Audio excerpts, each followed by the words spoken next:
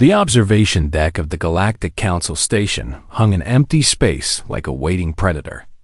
Ambassador Krell stood with his three-fingered hands pressed against the cold window, watching the blue and green sphere below. Earth. The humans called it home, though Krell found the name simple and direct.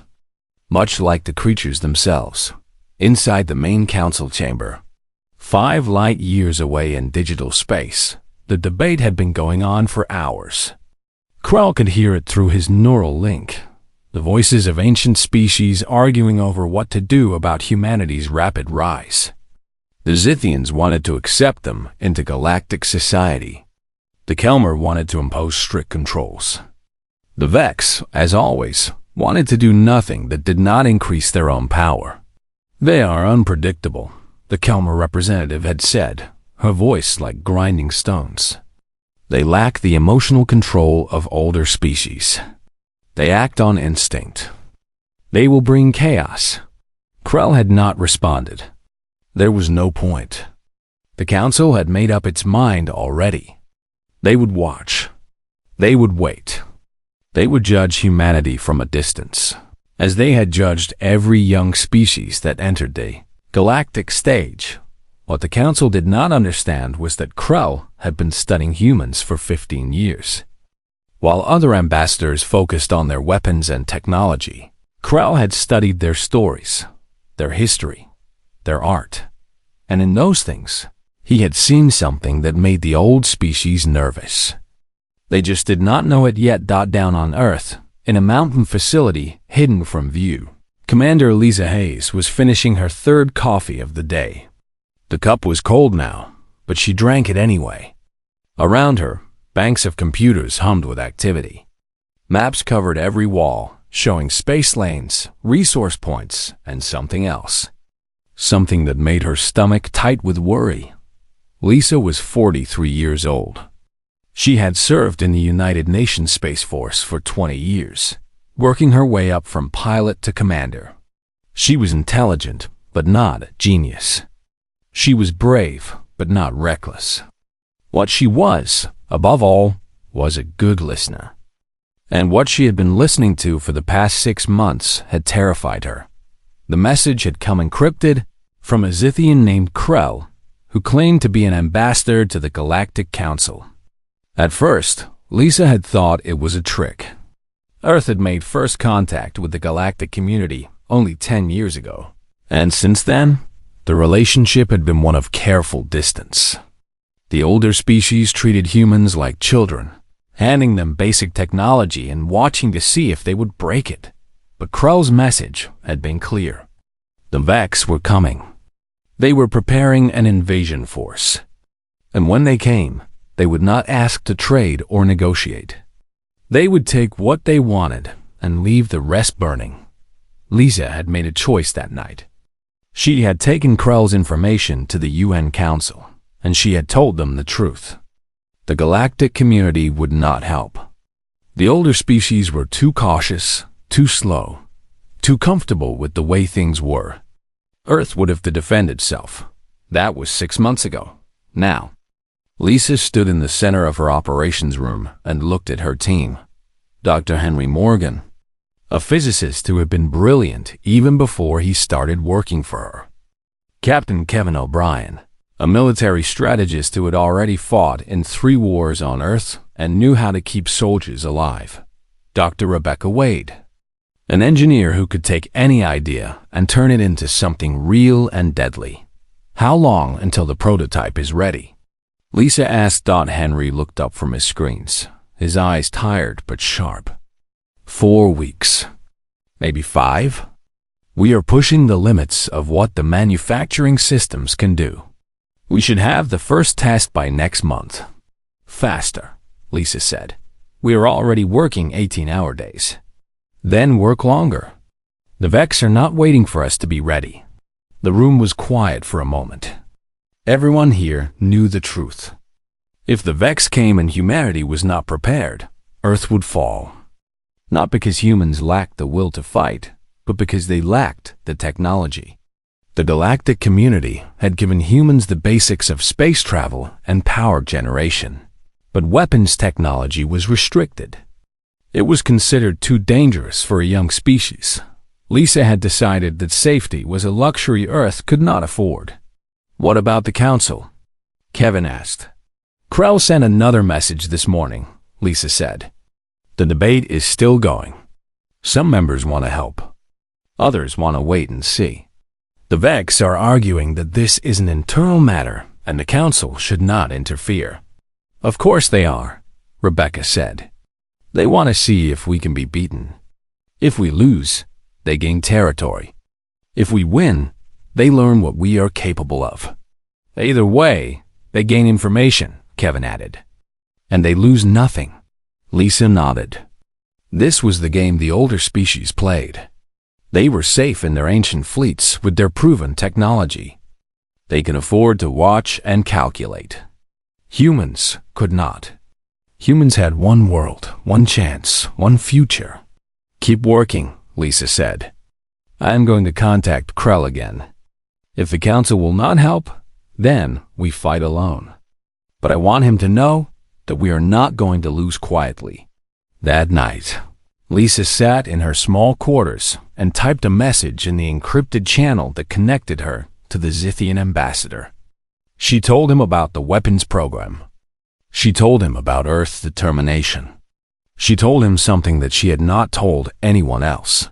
She told him that humanity would not just survive the Vex attack. Humanity would show the galaxy something it had never seen before. Humans would show what it meant to fight for something more than survival. Humans would fight for home, for family, for a future they would build with their own hands. Krell received the message in his observation room, still watching the blue planet turn slowly in the dark. He read Lisa's words twice, then a third time.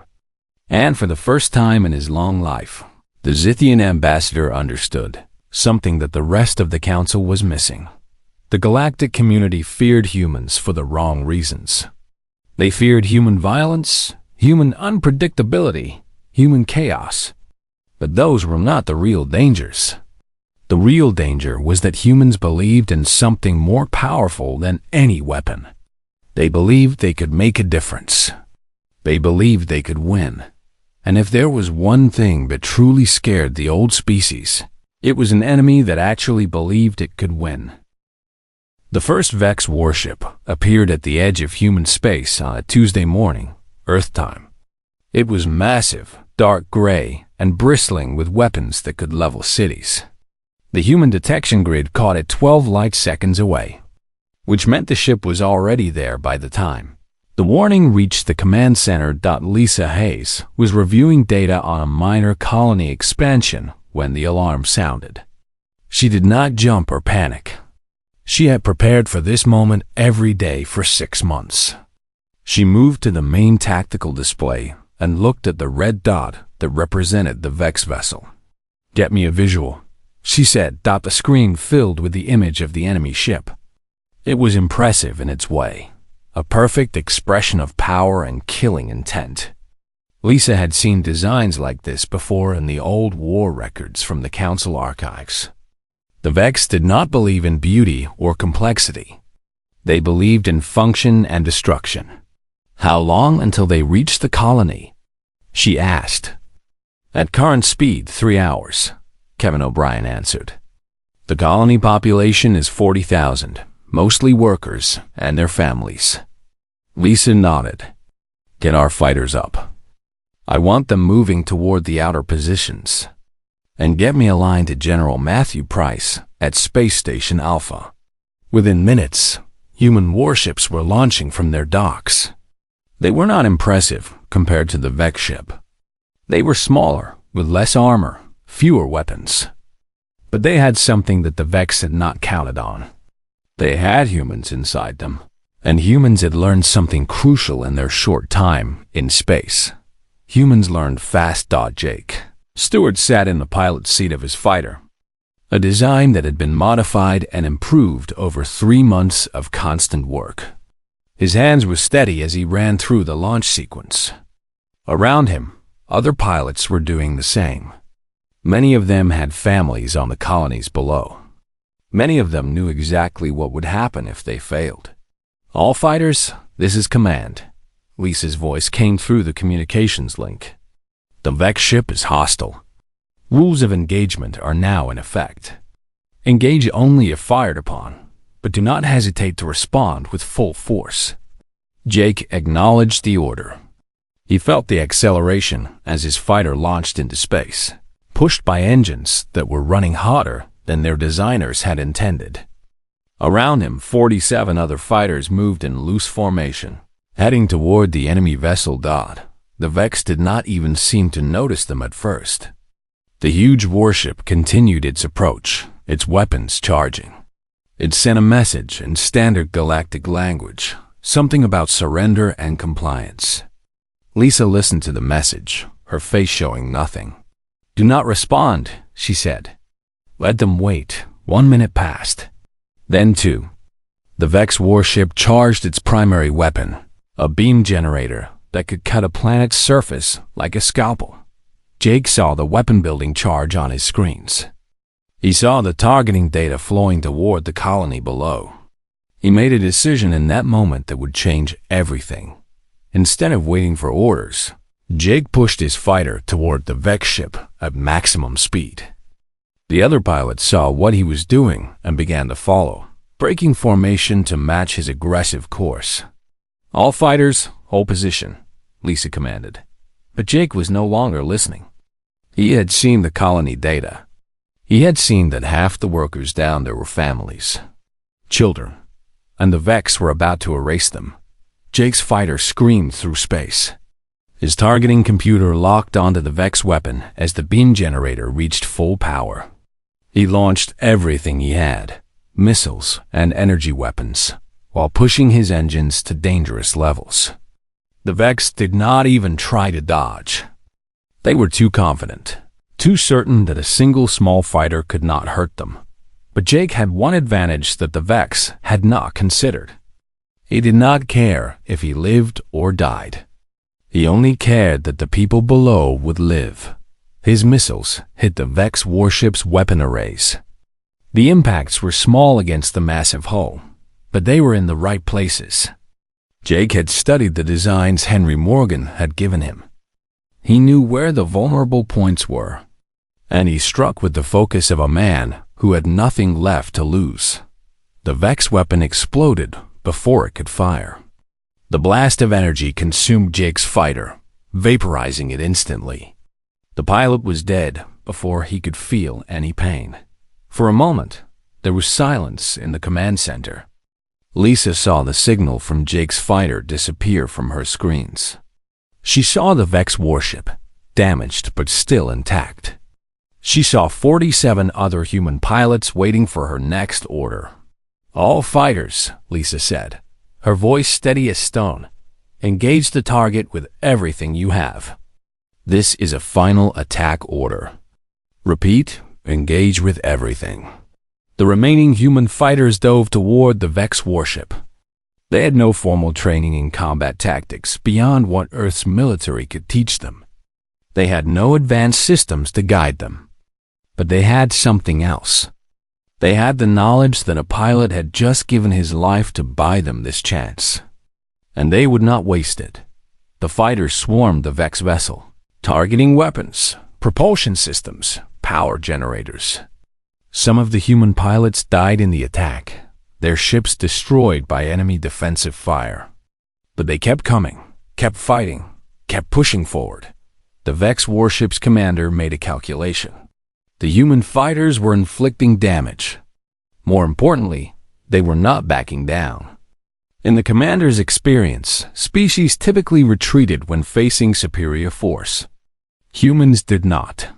Humans kept attacking even when logic said they should die. The Vex ship changed course and began to retreat, moving away from the colony and toward open space. It was a tactical decision. The mission parameters were to weaken human resistance, to prove that humans could be beaten. This small fleet of fighters had demonstrated something unexpected. They had demonstrated that humans would die before surrendering. Lisa watched the Vex warship disappear from sensor range. She looked at the damage reports coming in. 12 human fighters destroyed. 12 pilots dead.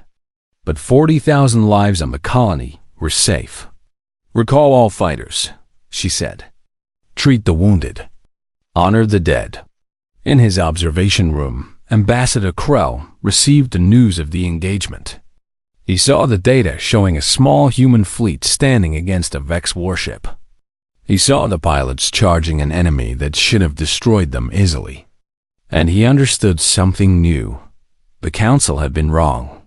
Humans were not unpredictable in a way that made them dangerous. They were predictable. They would always choose to fight. They would always choose to protect their people. And they would always choose to do it with courage and sacrifice. This was more dangerous than any technology. This was more powerful than any weapon. And this was why the galaxy should fear them. The Galactic Council chamber erupted into chaos when the news reached them. The Vex had been forced to retreat. A human fleet, barely worthy of the name compared to the warships of older species, had damaged a Vex military vessel and sent it running back to defend its own territory. The Kelmer representative stood up, her crystalline body reflecting the chamber lights. "This is impossible," she said. "We have reviewed the combat data. The human fleet should have been destroyed in the first 3 minutes. By their own technology and training levels, they should not have survived. And yet they did," Krell said calmly, standing among the other ambassadors.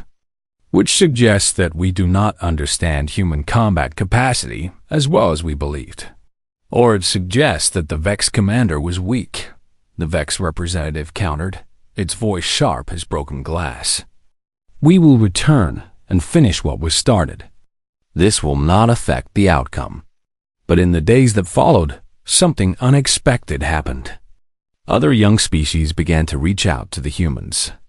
The Talanos, the Kelleran, even the peaceful Ether requested meetings with Commander Hayes. They wanted to understand how humans could stand against a species that had defeated them all in previous conflicts. Lisa sat across from an Ether diplomat, a being of pure energy contained in a crystalline suit. The diplomat's name was translated by the computer as Shimmer, which Lisa thought was fitting. "Your people do something unusual," Shimmer said, its voice like wind chimes. "You mourn your dead after battle. You speak their names. You make ceremonies. This is inefficient." "It is necessary," Lisa said. "When a pilot dies, they die so that others can live. We remember them because that is who we are. We are not machines that complete a task and move on. We are people who love, who care, who remember." Shimmer was silent for a long moment. "In 300 years of space travel, no species has explained combat to me this way. They speak of tactics and advantage. They speak of elimination and victory. But you speak of purpose." "Yes," Lisa said. "We fight to protect. Everything else is secondary." The Ether diplomat left, and Lisa wondered if she had made any impression at all. But the next day, a message came. The Ether would provide medical supplies and support to human forces. They would not fight directly, as their nature prevented combat, but they would help humanity survive. Within the week, the Talanos sent 3 small warships to aid the human cause. The Kelleran promised food and supplies. Word spread through the younger species networks, and volunteers began arriving at Earth's orbital stations. Not soldiers from major powers, but capable pilots and technicians who believed that humanity's cause was just. But the Vex were not finished. A larger fleet was being assembled, with new warships being pulled from garrisons across Vex space. The intelligence that Krell gathered showed that this would be a serious invasion attempt, not merely a probe. The Vex intended to take human space and establish military installations as a forward base for future expansion. Lisa knew this could not be handled through conventional military response alone. She requested a meeting with the full Galactic Council, a request that should have been denied to a young species commander. But the older ambassadors were curious now. They wanted to see what Lisa Hayes had to say. The council chamber was intimidating in person. Lisa had seen it through video feeds before, but standing in the center of the vast circular room, with representatives of 12 different species watching her, was different. She was small here, insignificant, but she did not let that show. "The Vex are preparing an invasion," Lisa said, her voice clear and strong. "They believe we can be beaten because we are young, because we lack experience, because our technology is less advanced." They are correct on all these points, but they have made a fundamental error in their calculations. "And what error is that?" the Kelmer representative asked. "They believe that we fight the same way you do," Lisa said. "They believe that we fight for territory, for resources, for power. We do not. We fight to live. We fight to protect our families. We fight because we believe that our home is worth any sacrifice. This is not an advantage that shows up on military readouts. It does not appear in weapon specifications. But it is real, and it is more powerful than you understand. What are you asking from the council?" Krell's voice was calm, but Lisa could hear interest in it. "Do not attack the Vex," Lisa said. "But do not stop other species from helping us. Let younger species make their own choices. Let us prove that we can stand. And when this is over, let us prove that we can build something better than endless conflict." The council debated for hours. Finally, a decision was reached. The council would remain officially neutral, but younger species would be permitted to aid humanity. The Vex would be told that any invasion of human space was an act of war against the greater galactic community. Not a direct threat, but a warning that it was not everything Lisa wanted. But it was enough. That night, Lisa stood in her quarters and received a message from Dr. Morgan. He had completed work on a new defensive system, a shield technology that could protect ships without requiring advanced power systems. It would not be as effective as what older species had, but it would be enough to save lives. How many? Lisa asked when she called him. "Enough to equip 50 ships," Henry said. "It is not perfect, but it will give our pilots more time to get home." "Then it is perfect," Lisa said. And in his observation room, Ambassador Krell watched the data flowing across his screens. He saw the coalition forming around humanity. He saw a younger species choosing to fight alongside humans instead of hiding behind the Council's neutrality. He saw something that had not existed in galactic politics for thousands of years. He saw an alliance, built on something more than mutual interest. It was built on belief. It was built on the idea that some things were worth fighting for, even if the odds were terrible, even if success was unlikely. The old species had forgotten what that felt like. But the humans remembered, and the galaxy was about to learn why that mattered. The final battle began on a cold morning in deep space, far from any planet or star. The human fleet, reinforced by smaller ships from allied species, numbered 137 vessels. The Vex invasion force numbered 420 ships, with weapons that could crack mountains and shields that had protected them through 1,000 battles. On paper, there was no contest. The Vex would win. The human fleet should be destroyed in the first engagement, scattered atoms in the vacuum of space. But Lisa Hayes had learned that war was never fought on paper. She stood in the command center of the flagship, a ship that had been named the Earth Pride by its crew. Around her, screens showed the approaching Vex fleet, a cloud of darkness and death moving through space. She had ordered all non-essential personnel to evacuation ships, but she knew that everyone on this vessel understood the truth. They were the barrier between the enemy and Earth. They would not retreat. "All ships, this is command," Lisa said, her voice going out to every human pilot and crew member. "We have trained for this. We have prepared. And we have something that the Vex do not have. We have people we love waiting for us to come home. We have families that depend on us. And we have the knowledge that what we do today will determine whether those families have a future. She paused, letting her words settle into the minds of the crews. Today, we show the galaxy what humans are made of. Today, we stand. Today, we fight. And today, we win. For Earth, for family, for home. The response was immediate. Every human pilot responded with affirmation. The allied species ships answered with their own signals of readiness. Lisa felt something shift in her chest, a weight settling into place. This was it. This was what all the training had been for. Jake Stewart's fighter hung in space with the rest of the attack wing. No, wait. Jake was dead. Jake had died in the first engagement. But his name was on the datapad of every pilot in the squadron. Jake's sacrifice had become their inspiration. They would carry his memory forward. The new pilot, who had taken Jake's place, was a young woman named Carol Davis. She had 17 confirmed kills against Vex drones, and 1 partial credit on a fighter. She was good, but she was young, and young pilots sometimes made mistakes that cost them their lives.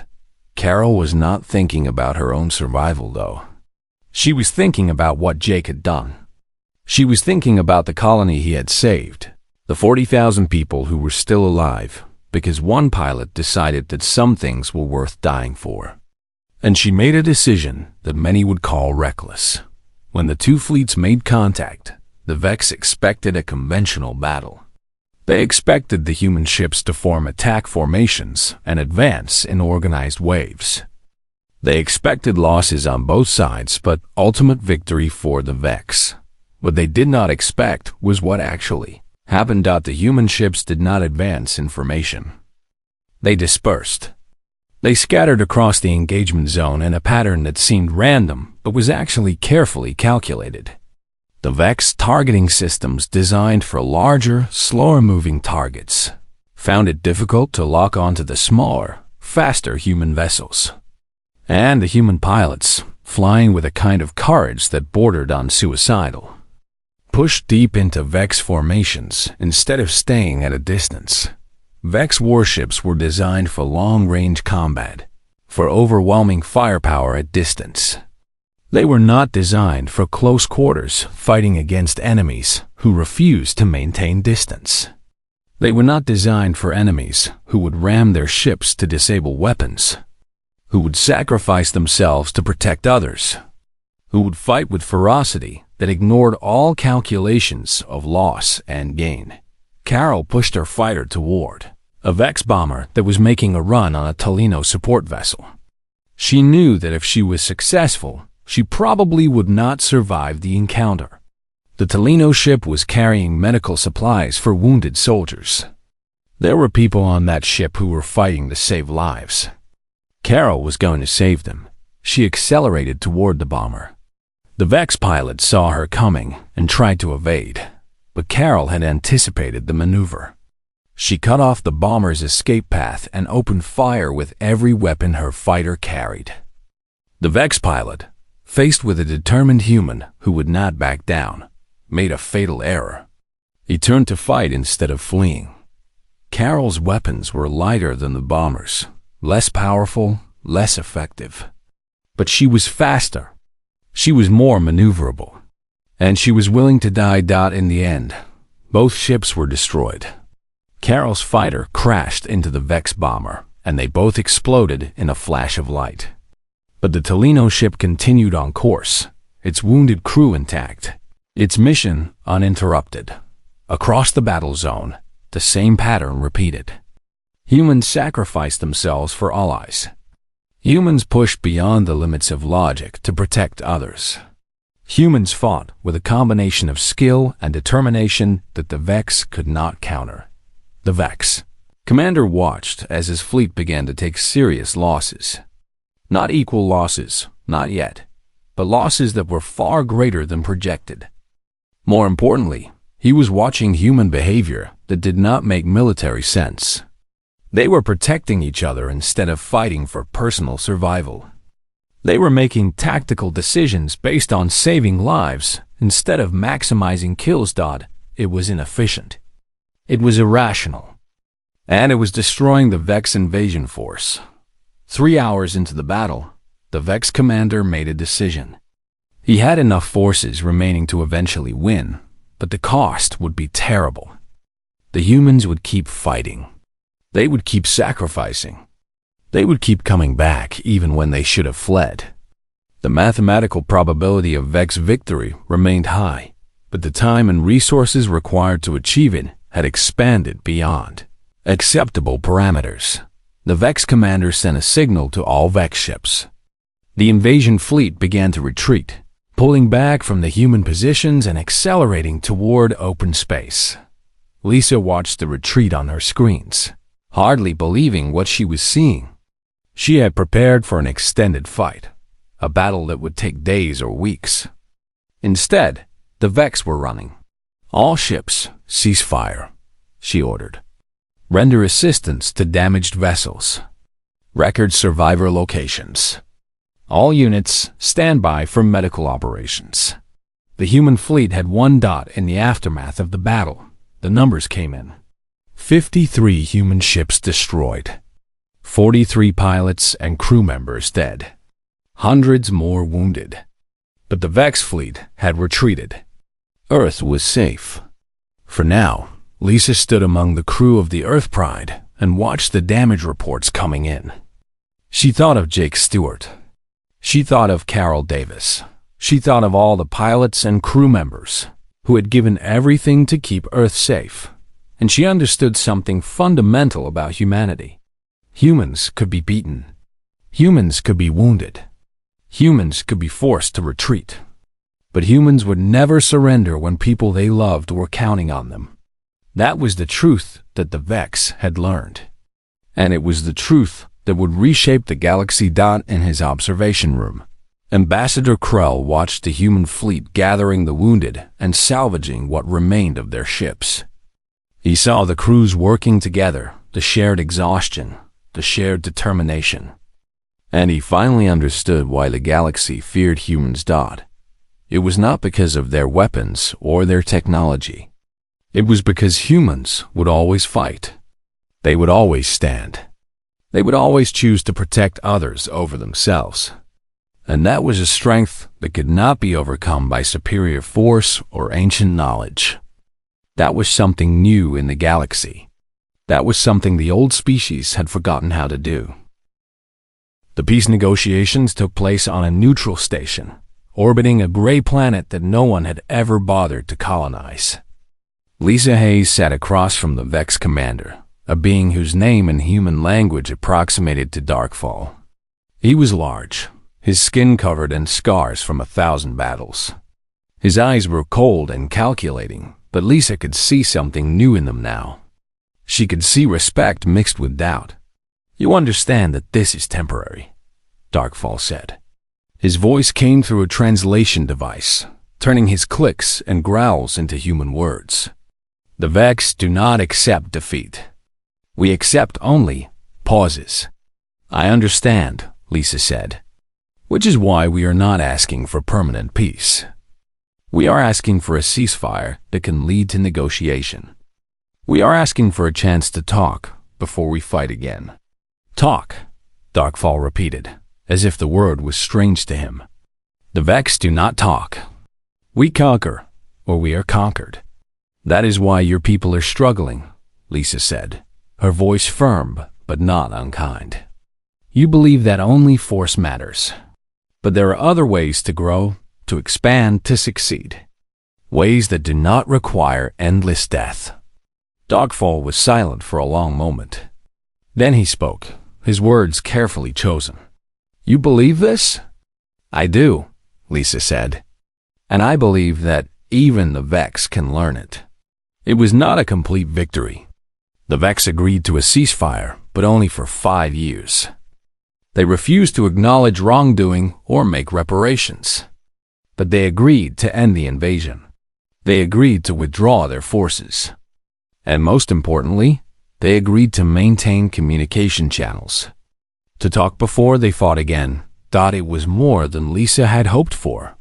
2 weeks later, Lisa stood before the Galactic Council in full formal session.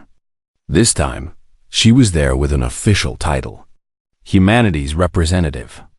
It felt strange to hold that role, especially when she was still grieving the pilot she had lost.